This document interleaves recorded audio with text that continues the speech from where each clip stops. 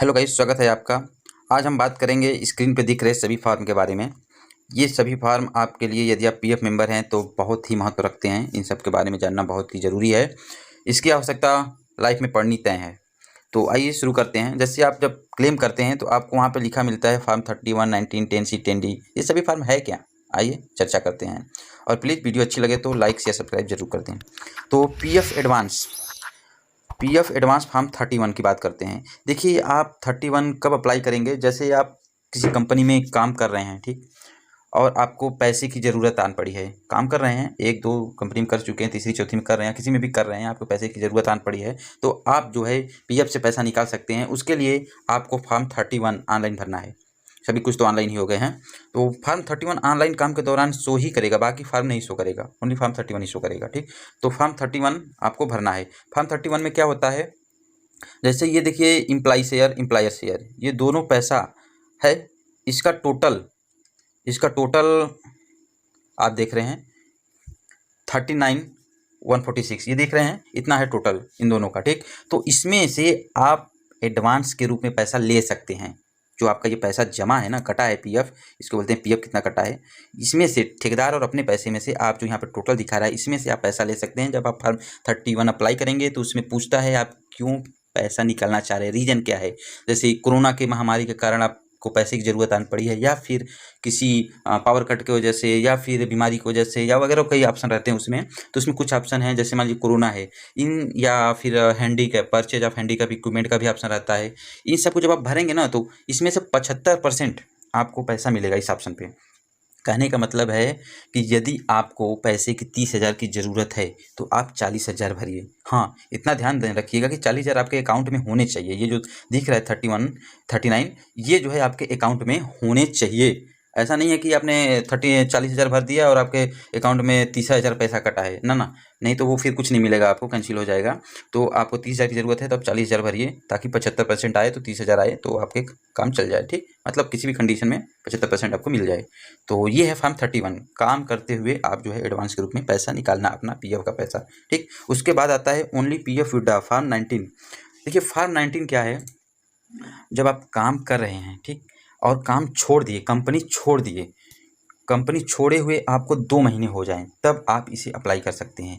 यहाँ पे exit date डालिए। देखिए यहाँ पे देख रहे हैं ना, डेट ऑफ एंडिंग ईपीएफ। यहाँ पे एग्जिट डेट फिल करिए। उसके बाद जो है आप 2 महीने जब आपका बीत जाए तो आप जो है only PF withdraw form 19 online भर के पूरा अपना और ठेकेदार वाला पैसा, ये हिस्सा, ये दोनों हिस्सा, ये पूरा आपका जो है निकल जाएगा। ये पेंशन कंट्रीब्यूशन जो है ये नहीं निकलेगा, इसके लिए फार्म 10C होता है। ये फार्म 19 भरेंगे, फार्म 19, तो इन दोनों पैसों को आप निकालेंगे, पूरा का पूरा ये जीरो हो जाएगा, ये जान लीजिए, पूरा का पूरा। तो आपको यदि ज़रूरत है, कंपनी छोड़ दिए हैं, आगे नहीं करना है, जब करना है तो देखा जाएगा, तो आप फार्म 19 2 महीने बाद अप्लाई करके पूरा पूरा पैसा निकाल लीजिए। हाँ, इसमें कंडीशन है, आप जो है, कंडीशन इसमें क्या है, इसमें नहीं है, इसमें आप निकाल सकते हैं, नॉर्मल है ये। और इसके बाद है आपका only pension withdraw farm 10C। इसमें कंडीशन है, ये जो आपका पेंशन कंट्रीब्यूशन है, यही आपका जो है पैसा है फार्म 10C का, पेंशन वाला, इसी को बोलते हैं पेंशन का पैसा। इसको निकालने के लिए आपको फार्म 10C भरना है। पहले आप फार्म 19 अप्लाई करिए, वो पैसा आ जाए, उसके बाद आप only pension withdraw farm 10C को भरिए। इसे बोलते हैं फुल एंड सेटलमेंट फाइनल। मतलब दोनों, ये पैसा फार्म 19 भर के इसको निकाल लिए आप, फिर फार्म 10C भर के पेंशन वाला पैसा निकाल लीजिए, जीरो का जीरो, फुल एंड फाइनल हो जाएगा आपका, ठीक। इसमें क्या है कंडीशन, यदि आप 6 महीने से ऊपर जॉब करेंगे, एक दिन भी ऊपर करेंगे, तो EPFO आपको कैलकुलेट करेगा कि आप जॉब कर रहे हैं, आपका पेंशन जमा है इतना। यदि आप 6 महीने के नीचे हैं तो EPFO आपका कैलकुलेट नहीं करेगा पैसा, आप उसके लिए एलिजिबल नहीं है फार्म 10C के लिए। वो पैसा जो भी रहेगा 6 महीने के अंदर का नहीं मिलेगा आपको। कम से कम 180 दिन होना चाहिए, और 9 साल 6 महीने से ज़्यादा नहीं होना चाहिए। यदि 9 साल 6 महीने से ज़्यादा हो जाएंगे तो वो 10 साल में कैलकुलेट होगा, और 10 साल के बाद आप जो है पेंशन के हकदार हो जाएंगे, तो आप इसे निकाल नहीं सकते पूरा पैसा, ठीक। तो यानी कि आपको 6 महीने 180 दिन कम से कम काम करना है, और मैक्सिमम 9 साल 6 महीने से ज़्यादा नहीं जाना है। उससे ज़्यादा चलेगा एक दिन भी तो आपको नहीं मिलेगा। तो ये चीज़ें आपको याद रखनी है। और हाँ, एक कंपनी का हम बता रहे हैं 6 महीने, ऐसा नहीं कि आप 4 कंपनी 2 कंपनी में काम कर लिए 3-3 महीने या 4-4 महीने, तो ऐसे करके 6 महीने पूरा कर लेना। एक कंपनी में, जैसे यहाँ पे आप देख रहे हैं सर्विस हिस्ट्री में इतनी सारी कंपनियाँ दिख रही हैं, 5 कंपनी ना, तो एक कंपनी में जो है आपका 6 महीने का कम से कम सर्विस हो, तब तो आपको कैलकुलेट होगा, तब तो आप पेंशन का पैसा निकाल सकते हैं, नहीं तो नहीं निकाल पाएंगे, अप्लाई नहीं कर पाएंगे। ठीक, तो अब आप समझ गए होंगे फार्म 10C क्या है। आपने जॉब छोड़ दिया, ठीक, 9.5 साल यानी 9 साल 6 महीने से कम का पीरियड है टोटल आपका, ये मिला के पूरे, ठीक, सर्विस हिस्ट्री में जितने भी हैं पूरे मिला के, तो आप जो फार्म 19 पहले अप्लाई करिए, पूरा पैसा निकाल लीजिए, ये वाला अपना और ठेकेदार वाला, ये दोनों को, ठीक, ये 0 हो जाएगा। उसके बाद जो है आप 10C अप्लाई करिए, जैसे ये पैसा आ जाता है तुरंत 10C अप्लाई कर दीजिए, और जो है पेंशन वाला पैसा ये वाला विड्रा कर लीजिए। यदि दोनों साथ में करेंगे तो 10C वाला रिजेक्ट कर देता है EPFO वाला, ठीक, तो इन बातों का ध्यान रखिए आप। और ये 10C फार्म ऑफलाइन भी लोग भरते हैं, फार्म 19 फार्म 10C। देखिए ऑफलाइन में कैसा फार्म होता है, आप पहले देखे होंगे तो देखे होंगे, ये देख रहे हैं फार्म 19 है, यहाँ पर लिखा है प्रपत्र 19 एम्प्लॉई प्रोविडेंट फंड स्कीम 1952 का, ठीक, देख रहे हैं, इसे होता है, इसे आप ऑफलाइन ऑफ मोड में भी भर के लोग निकालते हैं, जिनका ये आपका आधार वेरीफाई KYC नहीं हुआ है जिनके में, वो निकाल सकते हैं। हालांकि अभी सिस्टम बंद ही हो गया है, शायद कोई बच्चा हो जिनका आधार इवन अटैच ना हो। और फार्म 10C के लिए ये है फार्म, 4 पेज में होता है फार्म 10C ऑफलाइन में, ठीक, देख रहे हैं यहाँ पे। तो इस प्रकार से आप फार्म 10C भी भर सकते हैं। उसके बाद है आपका, आते हैं पॉइंट पे, form 10D monthly pension form 10D। Monthly pension form 10D क्या है?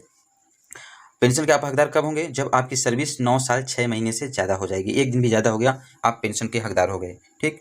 तो आप मंथली पेंशन आपको प्राप्त करना है तो 58 साल की उम्र जब बीत जाएगी आपकी, 58 साल जब आप पार करेंगे तो monthly pension form 10D apply करेंगे कि हमको भैया पेंशन चाहिए, हम 58 साल उम्र पार कर चुके हैं और हमारी सर्विस अब तक में जो है 9 साल 6 महीने से ज़्यादा की है। उसका आप दिखा देंगे रिकॉर्ड कि हमने इतने साल देखिए जॉब किया है, काम किया है इतनी कंपनियों में, और जो है हम पेंशन के हकदार हैं, 58 साल हमारी उम्र हो गई है, ये लीजिए फार्म 10D, और भर के जो है आप डॉक्यूमेंट लगा के जो है मंथली पेंशन के लिए अप्लाई कर लेंगे, ठीक। तो ये अप्लाई करना है आपको 58 साल के बाद। मंथली पेंशन फार्म 10D कब अप्लाई करना है? 58 साल के बाद।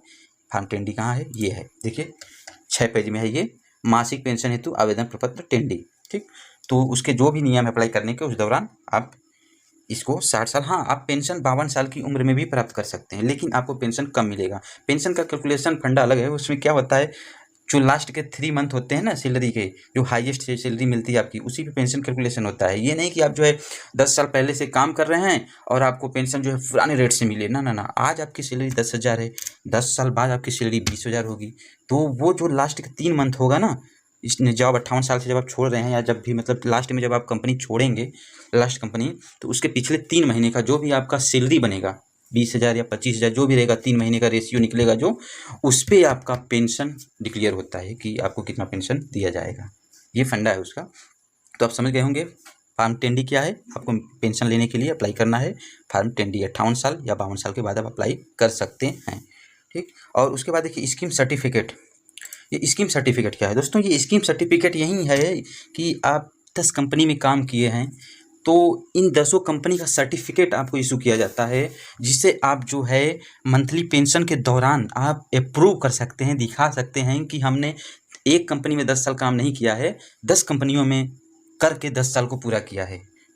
कहने का मतलब है, मान लीजिए आप 20 साल जॉब किए, 20 साल के दौरान 2-2 साल का आपका सर्विस रहा, 10 कंपनी हो गई, ठीक। तो उस 10 कंपनी का सर्टिफिकेट आपको स्कीम सर्टिफिकेट के जरिए ऑनलाइन आप प्राप्त करेंगे, ठीक।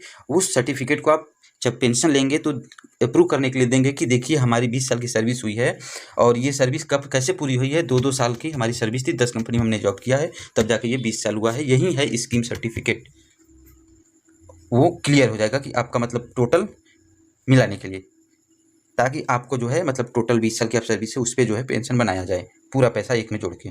क्योंकि पेंशन का पैसा देखिए जब ऑनलाइन आप ट्रांसफ़र करते हैं ना, तो पेंशन का पैसा ऑनलाइन ट्रांसफ़र नहीं होता है आपका, बस वो ट्रांसफ़र होता है, ये वाला पैसा। जब भी आप ऑनलाइन ट्रांसफ़र करेंगे तो आपको ये वाला पैसा ट्रांसफ़र होगा, आपका पैसा एम्प्लॉय शेयर ये दोनों पैसा आपका ट्रांसफ़र होता है, लेकिन पेंशन वाला पैसा नहीं ट्रांसफ़र होता है। इसको अटैच करने के लिए ही आपका स्कीम सर्टिफिकेट है। स्कीम सर्टिफिकेट आप रात लेंगे, ये जो है अगले से अटैच हो जाएगा, फिर उससे लेंगे अगले का, अगले से वो अटैच हो जाएगा, मतलब ये तीनों एक में ऐड हो जाएंगे। 10 सर्टिफिकेट आप 10 कंपनी में काम किए तो तीनों 10 में का ये पेंशन वाला ऐड हो जाएगा। टोटल पैसा कितना है, इतना लाख रुपये हो गया, जो भी है एक बता रहे हैं लाख रुपये हो गया। हाँ भैया इन्होंने लाख रुपये कमाया है इस साल में, इस पे पेंशन इनको देना है, इतना पैसा इनका बना पेंशन का। ठीक, तो यह है स्कीम सर्टिफिकेट। और दोस्तों फॉर्म 15G का भी आप नाम सुने ही होंगे। फॉर्म 15G क्या है, आप वो भी देख लीजिए। फॉर्म 15G क्या है, ये है फॉर्म 15G। ये आपका जो है इनकम टैक्स डिपार्टमेंट से जुड़ा हुआ है फॉर्म। पैन कार्ड डिटेल्स आपको इसमें भरने होते हैं, आप इसे ऑफलाइन फिल करके भरेंगे और इसका जो है फ़ोटो खींच के इसे अपलोड करेंगे। जब भी आप PF से पैसा निकालेंगे, जब भी आप कभी भी पैसा निकालिए, अब निकालिए चाहे तब निकालिए, जब भी निकालिए, यदि आप 50,000 से ज़्यादा विड्रा कर रहे हैं, ठीक, 50,000 से ज़्यादा विड्रा कर रहे हैं तो आपको ये 15G फॉर्म भरना है। और भर के इसे ऑनलाइन यदि आप निकाल रहे हैं तो ऑनलाइन इसे भर के इसका फ़ोटो लेके इसे अपलोड करना है। यदि ऑफलाइन निकाल रहे हैं तो इसे भर के जमा करेंगे, बाकी पेपर के साथ में। ठीक, तो दोस्तों आप समझ गए होंगे 15G कब आपको भरना है, जब आप, हाँ, जब आपकी उम्र 60 साल के अंदर है। 60 साल के अंदर है, आप जो है 50,000 से ज़्यादा पैसा है आपका PF का, निकाल रहे हैं, फुल सेटलमेंट कर रहे हैं, तो जो है आपको ये 15G फॉर्म देना अनिवार्य है। अगर नहीं देंगे तो आपका TDS कट जाएगा, भारी भरकम राशि आपका टैक्स के रूप में काट लिया जाएगा, ये जान लीजिए। तो आपको 15G भर के अपलोड करना है, यदि नहीं करेंगे तो नुकसान आपका होगा। और 15H क्या है, 15H आपका देख रहे हैं फॉर्म 15H, ये है आपका बुजुर्ग जो हो जाते हैं, जैसे 60 साल, कहने का मतलब 60 साल जिनकी उम्र पार हो जा रहती है, वो जो है 15H फॉर्म भरेंगे। ये भी इनकम टैक्स से ही जुड़ा है। वो भी यदि पैसा जैसे निकाल रहे हैं, यदि ये फॉर्म नहीं लगाएंगे, इनकी उम्र 60 साल हो गई है, उनको ये फॉर्म भरना है। और जिनकी 60 साल से कम है 15G भरना है, ये वाला। ठीक, और जिनकी 60 साल उम्र हो गई, उससे पार हो रही है, 15H भरना है। बाकी कंडीशन सेम है।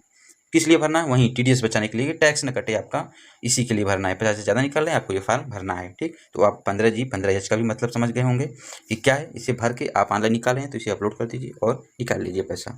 तो अच्छी तरह से आप समझ गए होंगे। PF advance, only PF withdraw form 19, only pension withdraw form 10C क्या है, मंथली पेंशन फॉर्म 10D क्या है, स्कीम सर्टिफिकेट फॉर्म 10C क्या है, और फॉर्म 15G क्या है, और फॉर्म 15H क्या है।